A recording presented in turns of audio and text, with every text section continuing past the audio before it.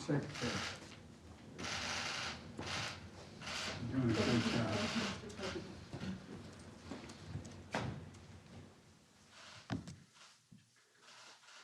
I say to the press, excuse my back. Next time in Washington, okay?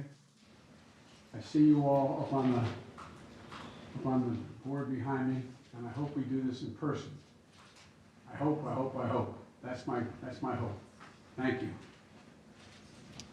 Good morning. I want to thank you for joining us. This is a big day. I think, as my mother would say, former Senator Danny Inouye is looking down going, finally.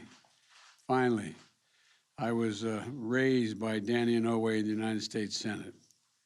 And to President Fawn Sharp and Chairman Hill of the Oneida Nation, and our President Polsey, I thank you all for what you're doing, and I want to recognize you. And Chairman Hill, I thought being from upstate New York and college, and my deceased wife is from Skinny Atlas Lake, not far from Oneida, New York. I thought that the Oneida Nation was all in central New York, but obviously you're up in Wisconsin. Come down and see us in Oneida. Anyway, I want to thank you, Madam Secretary, for your remarks, but I also want to thank you, Deb, for being willing to join when I asked you to come along and to serve. And as I said, I was confident at the time you would be incredibly important. When I got to the Senate, Danny Inouye took me under his wing. He helped me understand the simple truth that I had only been vaguely aware of.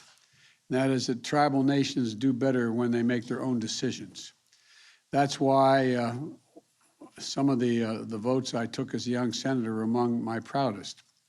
Supporting the Indian Self-Determination Education Assistance Act, the Indian Child Welfare Act, the Native American Graves Protection and Repatriation Act, and so much more.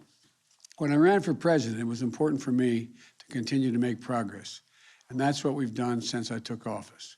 When COVID-19 struck, it hit Indian country with devastating consequences. Native Americans contracted the virus at over 3 times the rate of white Americans, nearly twice the rate of lives lost. Twice as many died as a percentage. But tribal nations stepped up. And today, the Native Americans have gone from being the population most harmed by COVID to one of the populations most vaccinated against COVID. That success has a lot to do with tribal leadership, but it also has to do with the American Rescue Plan, which included over $31 billion for tribal nations, the most significant investment in the history of Indian country, long overdue. Now we're taking the next step. Today I'm signing, and I'll shortly sign, a bipartisan infrastructure deal. Everyone knows we're long overdue to make major investments in infrastructure, but nobody knows that better than Indian country. Tribal lands have been chronically underfunded for generations. And so I'm very proud to say that when I signed the bill outside in the South Lawn shortly, the single largest investment in tribal infrastructure ever is going to occur, more than $13 billion in direct investments to Indian country and tens of billions more in grants and future funding opportunities. Funding for clean drinking water, high-speed internet, roads and bridges, environmental cleanups, and so much more. But we can't stop there.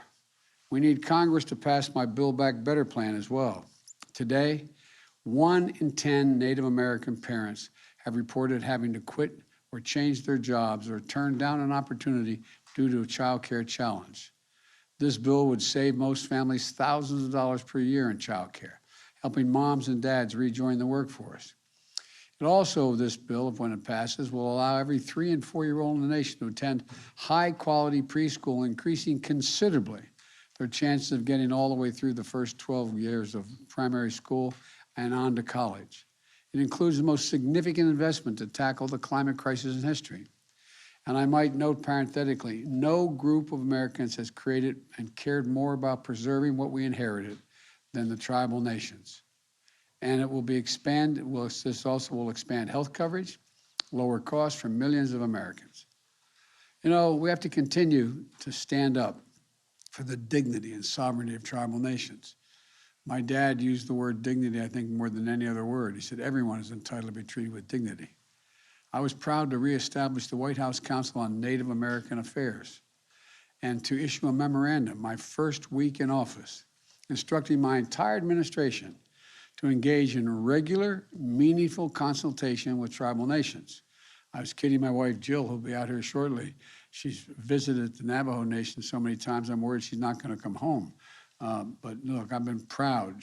I'm proud to name Native American leaders in my administration. Not only the first Native American cabinet secretary, and it won't be the last in history, but more than 50 Native Americans now serving in significant roles in my administration. We've also taken action to protect tribal lands, revoking the permit for the Keystone XL pipeline, preserving and protecting a sacred homeland, including Bears Ears and the Grand Staircase Escalante. It's part of who we are as a nation, and I'm grateful to the tribes who led the effort. You know, we also can be proud of that progress, but there's still so much more to do. So today I'm announcing 5 new initiatives. First, a new initiative involving 17 departments and agencies to protect tribal treaty rights in the work of the federal government. Second, a new initiative to increase tribal participation in the management and stewardship of federal lands. Third, my administration will be the first to work with the tribes to comprehensively incorporate tribal ecological knowledge into the federal government's scientific approach, helping us fight climate change. And fourth, taking action to protect the greater Chaco landscape in northwestern New Mexico from future oil and gas drilling and leasing. And fifth, I'm about to sign an executive order in a moment addressing the crisis of violence against Native Americans. Today, I'm directing federal officials to work with tribal nations on strategies to improve public safety and advance justice. This builds on the work we did together in reauthorizing the Violence Against Women Act in 2013, when we granted authority to tribes to exercise jurisdiction over non-Indian offenders who commit violence on tribal lands. We're going to reauthorize that again. We're going to expand the jurisdiction to include other offenses like sex trafficking, sexual assault, and child abuse. These efforts, again, to use the word my dad would use so much, are a matter of dignity. That's the foundation of our nation-to-nation partnership. That's what this summit is all about. So I want to thank everyone who's here for participating, and I look forward to continuing to work together.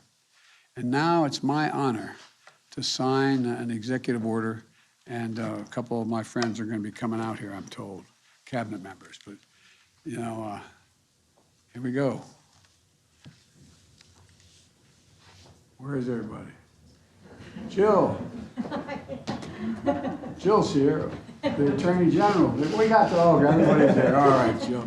I don't know what was going on back there, but you're all here. Okay, I was worried you weren't going to come out and hang out with us. Good to see you. All right.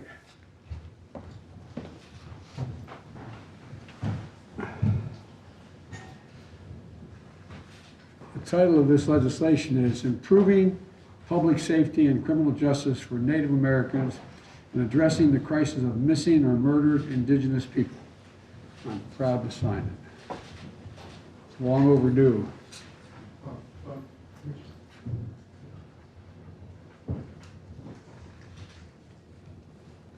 There you go, Madam Secretary.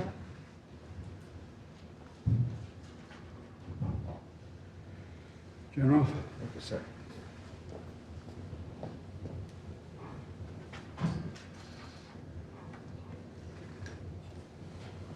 Secretary. Congratulations.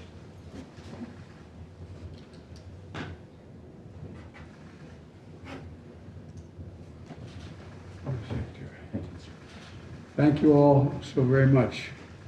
We're going to make some substantial change in Indian country, and it's going to continue. Thank you all. Mr. President, are you confident that I don't have to ask? You ask me that all the time, and I give you the same answer. I've been confident since the day I stepped in office.